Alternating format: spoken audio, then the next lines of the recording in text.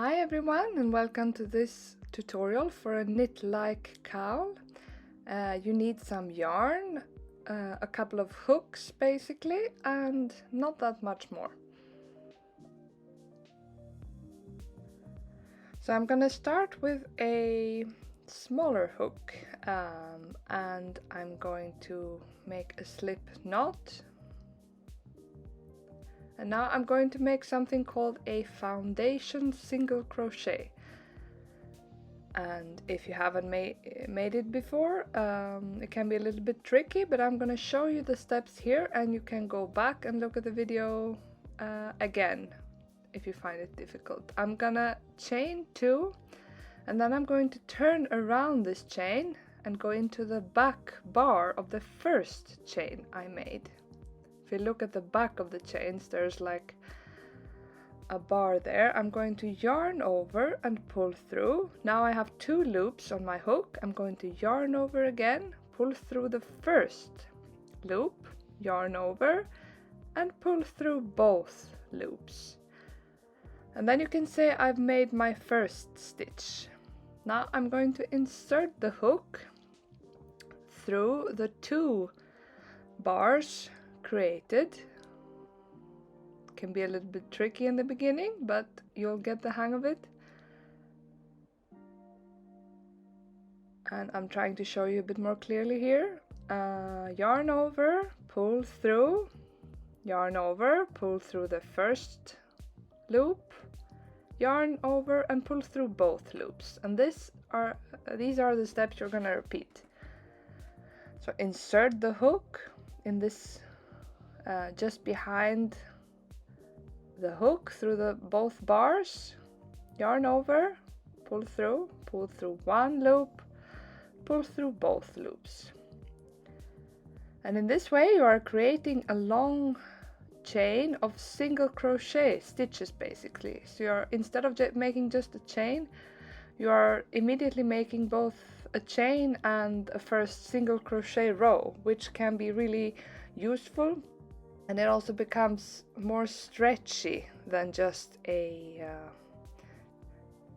chain, or what do you say, like a yeah, just regular chains. So it's really useful for something like this, where you want to pull the cowl over your head and you want it to be symmetrical at the bottom and the top. So just continue like this until this foundation single crochet reaches around your head plus a little bit more. You want some room to, you know, pull the cowl over your head. And then we're gonna move on to the next step. So here I've made a long foundation single crochet. And here it's really important to make sure that you are not twisting the chain like usual, and it can be a little bit tricky, to be honest. There are ways to avoid that, but I'm not gonna go into them here. Just do your best not to create a twisted chain, and we're gonna connect the end to the beginning with a slip stitch. And you can see that the top and the bottom of the foundation single crochet are a little bit different if you look at them. So try to make sure that you have the same, that you don't twist the chain, and that you have the same side facing upwards and downwards. So here we have connected, made it a circle, and you can always check again that you haven't twisted the chain. And then we're gonna start working, and now it's time to change your hook to the bigger hook that you had planned to use. And I'm using, for example, a size 5mm for a fingering weight yarn. I could also use probably a 4.5. If you find it difficult to get into the stitches, for example, on the first round, you can use a smaller hook in the beginning. Just make sure to work loose stitches, and that's something that's really important for this for this stitch that you're making very loose stitches. So here I start with chain 1 and 1 single crochet in the first stitch. I'm going to chain 1 and skip 1 stitch on the foundation single crochet.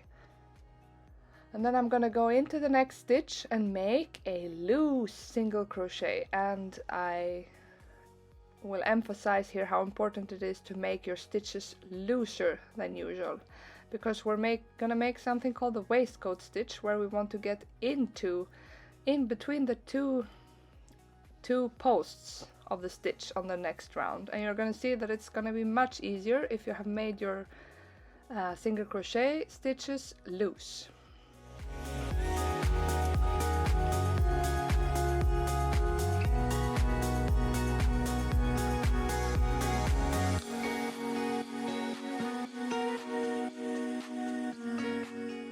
So now I've worked all over the foundation single crochet. I'm going to make my last single crochet with 1 stitch remaining, and I'm gonna skip the last chain, and instead of the chain I'm going to slip stitch into the first single crochet.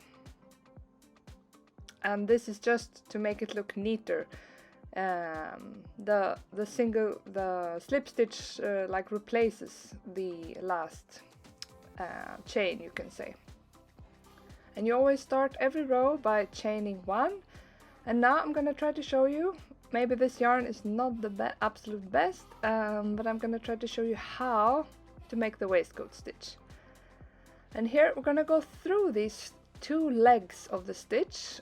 I think they're called posts. I hope I'm not wrong. And I'm gonna insert the hook, and I'm gonna insert the hook a little bit pointing right. And this may be hard to understand in the beginning, but it's an important point in order not to make the stitches lean diagonally in the end. I'm gonna point the hook a little bit to the right of, there's like a middle bar that you can see if you look on the wrong side of the stitch.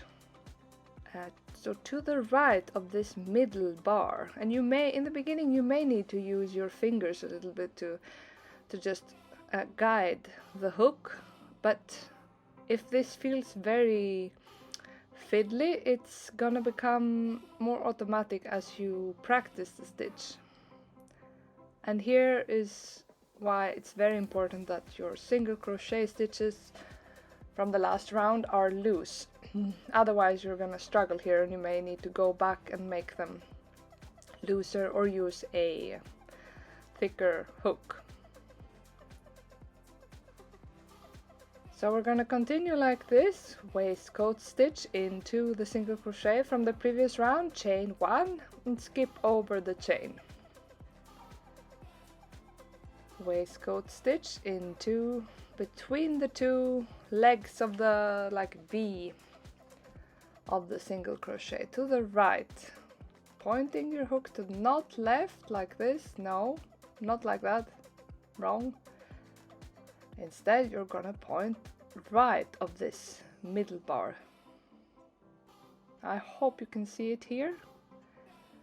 You're gonna go through the stitch like this. And then you're gonna have very straight, completely straight stitches. So this is the stitch we're gonna continue with, waistcoat stitch, chain 1. So here I've made progress, as you see. Do as many rounds of this as you want, as you wish for your cowl, depending on how tall you wish the cowl to be. And remember to start every round with chain 1 and to end off the round by omitting the last chain and just slip stitching into the first waistcoat stitch. And otherwise just work in waistcoat stitch, chain 1 in the round until you are satisfied.